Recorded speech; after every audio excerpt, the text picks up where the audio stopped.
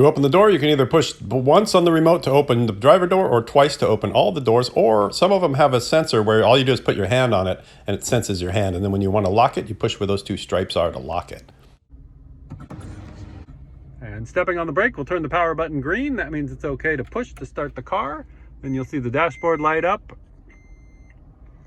And you'll see that the park symbol is illuminated on the park indicator. So now you can take your foot off the brake if you want. And then if you want to drive, you have to put your foot back on the brake. And then this little micro shifter, pull it back. So over and back to put it into drive.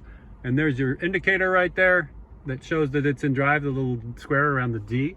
And then if you want to put it into reverse, sideways and up is reverse.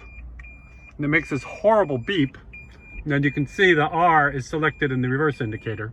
And then if you want to put it back into park, you can push park. It has one more mode called B, which is engine braking mode. And you can shift, while you're moving, you can shift between drive and B.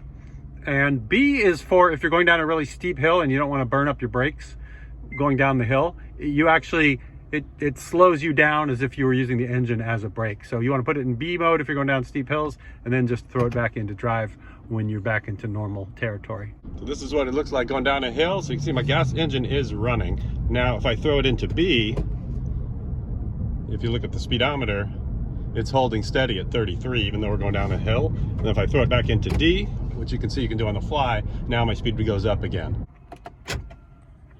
And then once you're in park, to turn the car off, you can just push the power button and that will kill it.